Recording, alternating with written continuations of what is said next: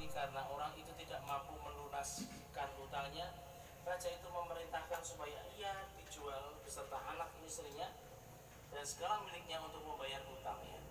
Maka sujudlah hamba itu menyembah dia, katanya, sabarlah dahulu, segala hutangku akan kulunaskan.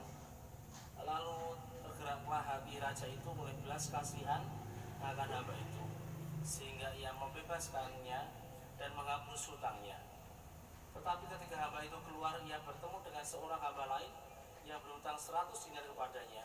Ia menangkap dan mencekik kawannya itu, katanya, bayar hutangmu. Maka sujudlah kawannya itu dan memohon kepadanya, sabarlah dahulu, hutangku itu akan kulunaskan. Tetapi ia menolak dan menyerahkan kawannya itu ke dalam penjara sampai dilunaskan hutangnya. Melihat itu kawan-kawannya yang lain sangat sedih, lalu menyampaikan segala yang terjadi kepada tuan mereka. Raja itu menyuruh memanggil orang itu dan berkata kepadanya, hai hamba yang jahat, seluruh hutangmu telah kuhapuskan karena engkau memohonkannya kepadaku. Bukankah engkau pun harus mengasihi kawanmu seperti aku telah mengasihani engkau? Maka marahlah tuannya itu dan menyerahkannya kepada algojo sampai ia melunaskan seluruh hutangnya. Maka Bapakku yang di surga akan berbuat demikian juga terhadap kamu apabila kamu masing-masing tidak mengampuni saudaramu dengan segenap hatimu. Yang berbahagia dia mendengarkan firman Tuhan dan yang melaksanakannya. Haleluya. Amin.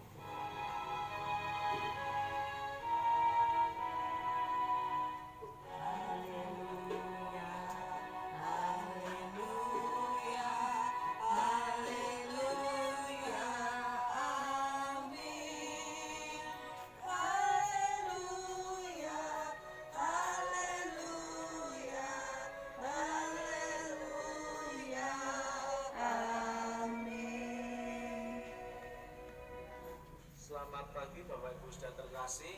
Selamat pagi. Shalom.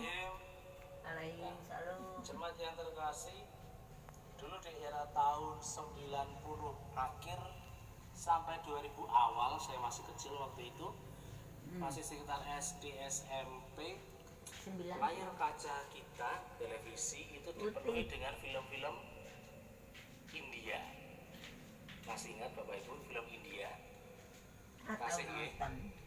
Bintangnya pun sinten kemawon. Siapa yang menjadi bintangnya waktu itu? Iki Mbak Retno, kayak Pak Hiran. Saya beri Pak Asrian. Lalu siapa lagi? Syarukan. Siapa lagi? Sarukan, ngerti ini Sarukan. Kareena Kapoor. Siapa lagi? Mitun dan sebagainya. Nah, banyak bintang-bintang Bollywood pada waktu itu. Tetapi cerita film India itu semuanya hampir sama. Ada seorang pemuda mencintai pemudi, lalu pemudi itu mereka menikah lalu dijahati oleh orang lain. Salah satu dari mereka mati, kemudian menuntut balas. Lalu selesai penuntutan balas, polisinya baru datang. Polisinya teko Kerry, film India seperti itu biasanya. Nah, hampir semua film India itu bertemakan tentang cinta dan balas dendam. Bahkan film Indonesia pun, film laga Indonesia pun juga demikian, bertemakan cinta dan balas dendam. Nah, mau belengkuk apa? Mengenai membalas dendam, bagaimana dengan hidup kita? Apakah kita sering kali yang namanya membalas dendam? Atau bahkan kita menyimpan dendam? Mungkin dalam hati kita semua akan menjawab, oh tidak, saya tidak pernah membalas dendam. Tetapi saya seringkali menyimpan dendam, Pak. Nah, itu sama saja. Menyimpan dendam itu sama saja memupuk pembalasan dendam. Nah, padahal dalam minggu ini tema perayaan iman kita ialah menjadi komunitas yang mengampuni. Itu sama saja dengan kata lain kita sebenarnya tidak diperbolehkan yang namanya membalas kita diwajibkan untuk mengampuni. Nah, pertanyaannya, bagaimana cara kita mengampuni? Inilah yang menjadi suatu kesulitan. Oke, kita tidak boleh membalas dendam, tapi kita harus mengampuni. Lalu bagaimana caranya supaya kita dapat mengampuni?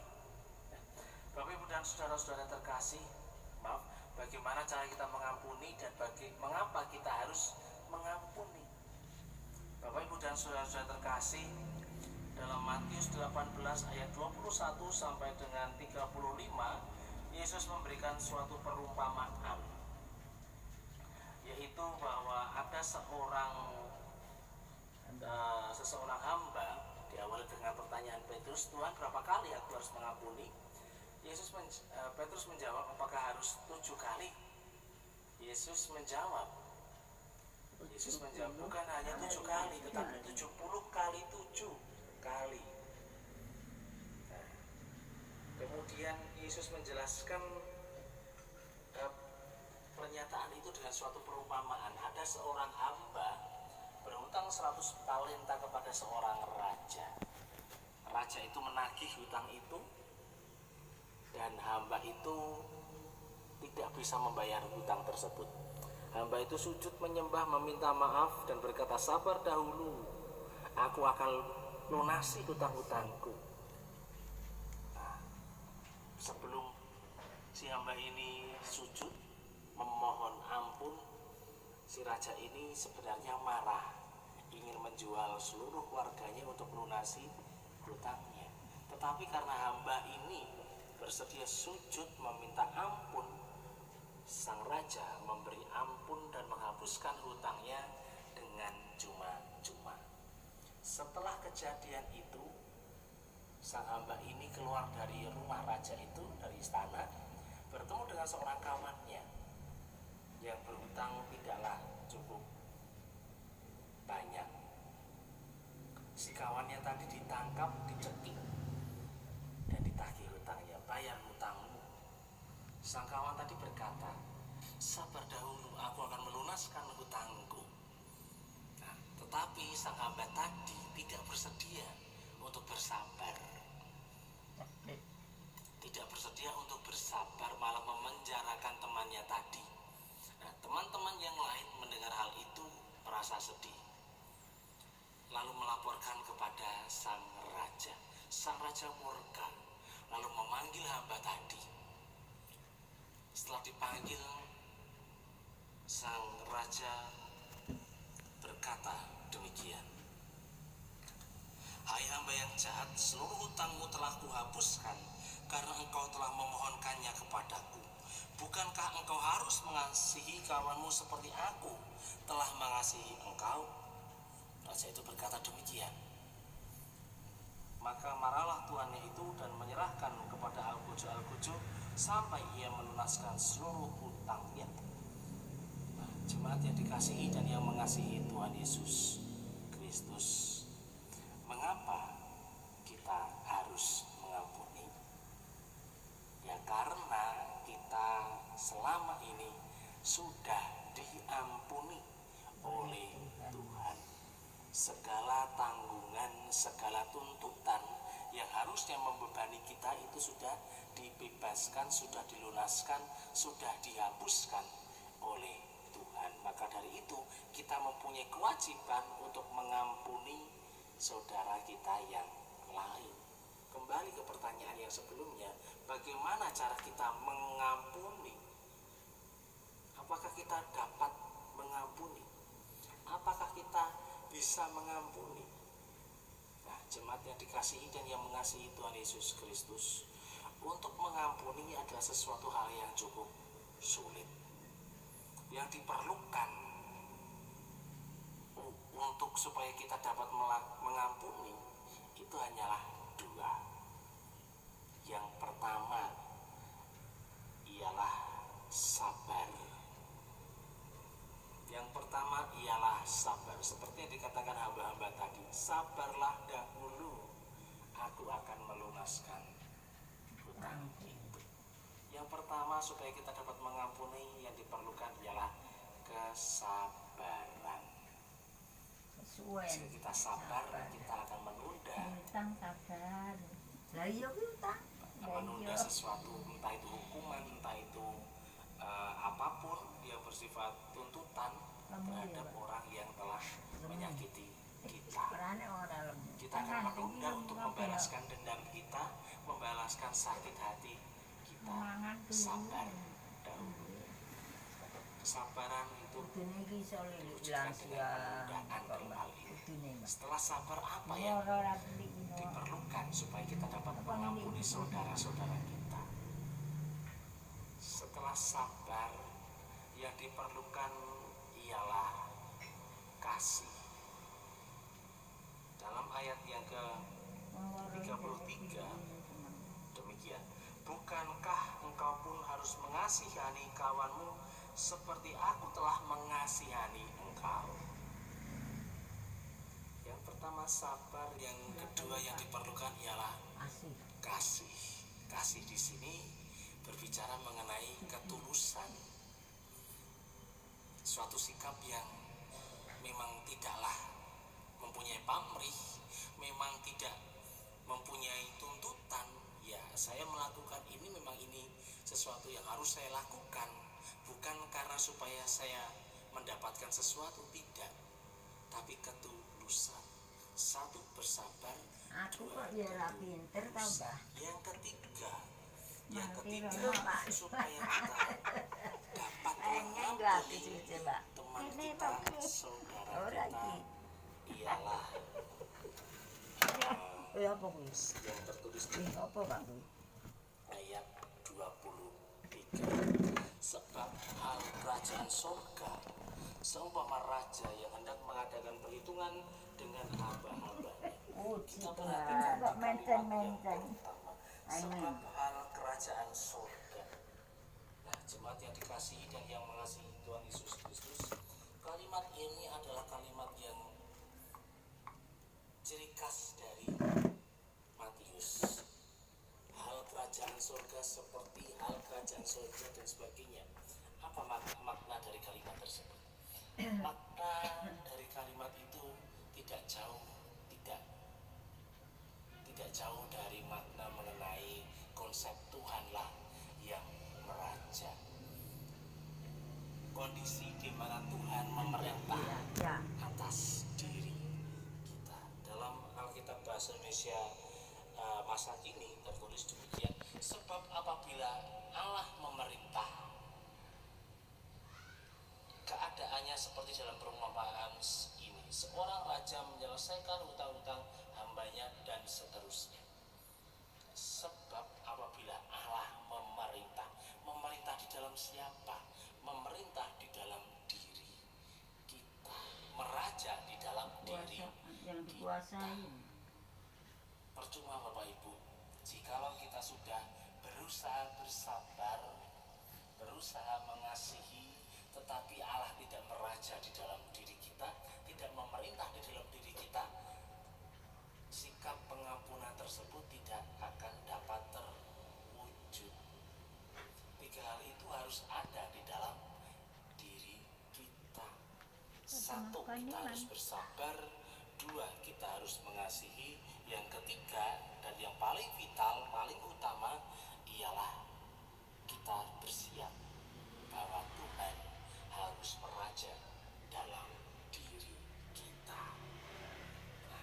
Bapak Ibu dan saudara-saudara dikasihi dan yang mengasihi Tuhan Yesus Kristus, mengampuni bukanlah perkara yang mudah, tetapi bukanlah perkara yang cukup berat.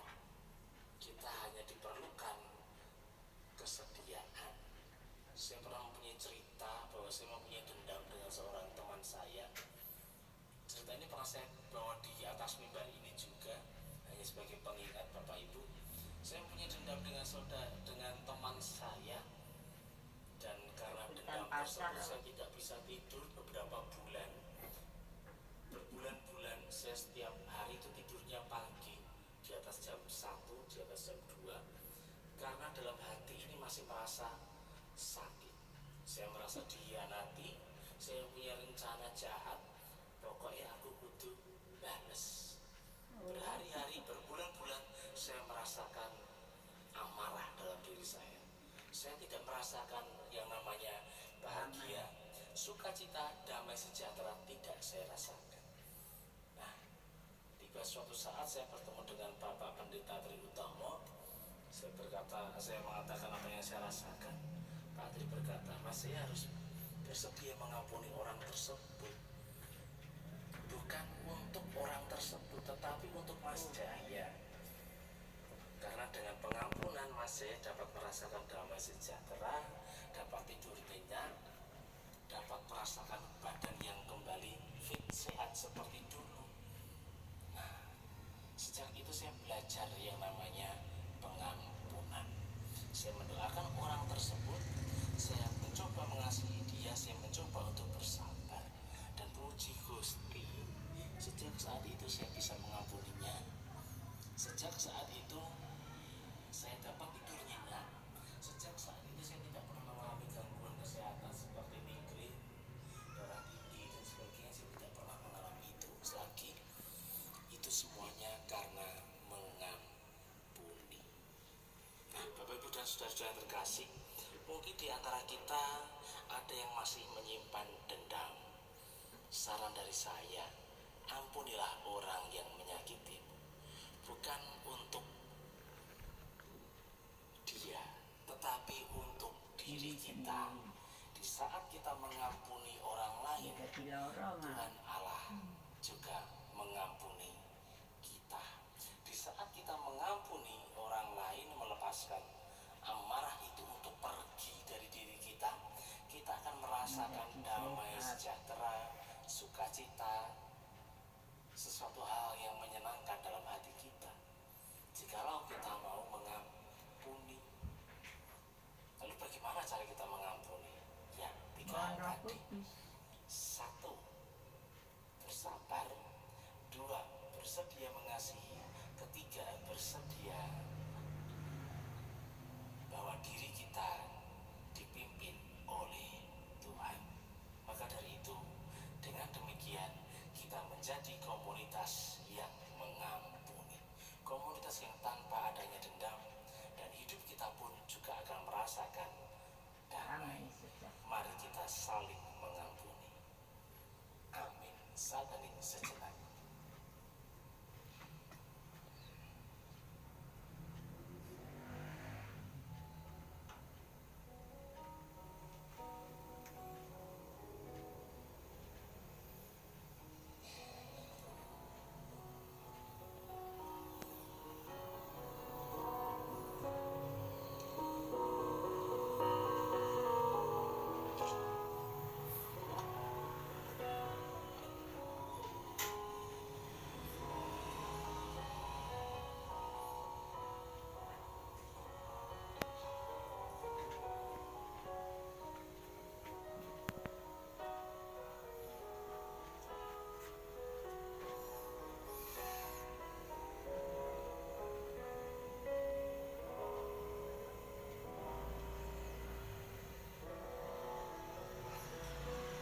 Tuhan Allah Bapa kami bertata dalam kerajaan surga.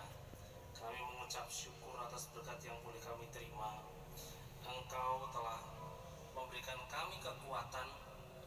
Engkau telah memberikan kami suatu peringatan bahwa kami harus mengampuni saudara kami. Karena Engkau telah mengampuni kami dengan cuma-cuma, memberi pembebasan tanpa penuntutan.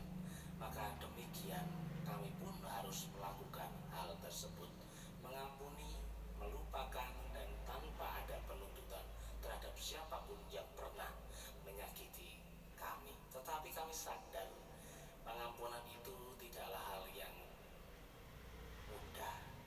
Maka dari itu kami meminta bimbingan darimu, merajalah atas diri kami, supaya kami dapat mengampuni saudara-saudara kami. Kami sadar apa yang harus kami perlukan dalam hal ini, yaitu kesabaran, kasih, dan kesediaan hati untuk dipimpin olehmu. Maka dari itu berikanlah kami hal-hal tersebut, supaya kami dapat menjadi pribadi yang mengampuni, dan sewaktu kami berkumpul, kami merasakan damai sejahtera dan menjadi komunitas yang Tuhan, kami meminta kepadamu. Ya Allah kami yang hidup, kami juga berdoa supaya Engkau memberkati saudara-saudara kami yang belum bisa hadir di tempat ini. Mungkin karena sakit, mungkin karena pembatasan usia yang diberlakukan. Kiranya Engkau berkati, kiranya Engkau sertai bagi saudara kami yang sedang sakit, entah karena usia atau entah karena kesehatannya yang tidak begitu baik. Kiranya Engkau berikan kekuatan. Kami mohon ya Tuhan, kami meminta kepadamu. Allah kami yang hidup, kami juga berdoa supaya Engkau memberkati hamba-hambamu yang berada di tempat ini, yang melayani Engkau, mulai dari majelis, tim multimedia, tim gugus COVID, song leader, organis, klaster gereja, karyawan gereja, pengurus kelompok, pengurus pamong kelompok, para bidang-bidang, para simpatisan yang lain yang bersedia melayani Engkau. Kiranya Engkau berkati, kiranya Engkau sertai, supaya apapun yang dikerjakan dalam pelayanan dan dalam kehidupan pribadinya menghasilkan buah yang indah yang dapat dirasakan oleh semua orang. Kami mohon ya Tuhan, kami meminta kepadamu. Ya Allah kami yang hidup, kami juga berdoa supaya Engkau memberkati gerejamu ini, GKJ Gandean Solo Timur. Engkau tahu apa yang menjadi pergumulan gerejamu ini. Kiranya Engkau jawab segera dan beri jalan keluar atas setiap pergumulan kami. Kami mohon ya Tuhan, kami meminta kepadamu. Allah kami yang hidup, kami juga berdoa supaya Engkau memberkati bangsa dan negara pemberianmu ini, bangsa negara Indonesia.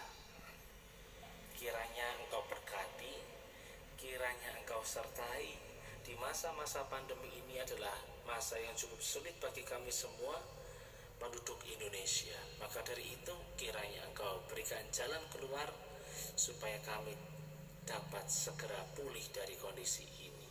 Kami mohon ya Tuhan, kami meminta.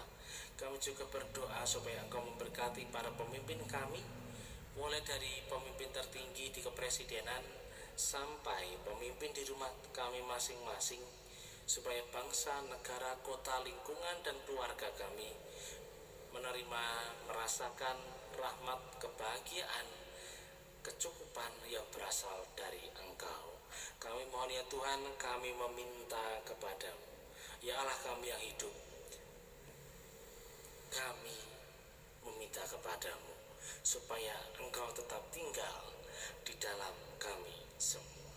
Terima kasih ya Tuhan, terima kasih. Dalam Kristus Allah kami yang hidup, kami berdoa dan mengucap syukur. Amin.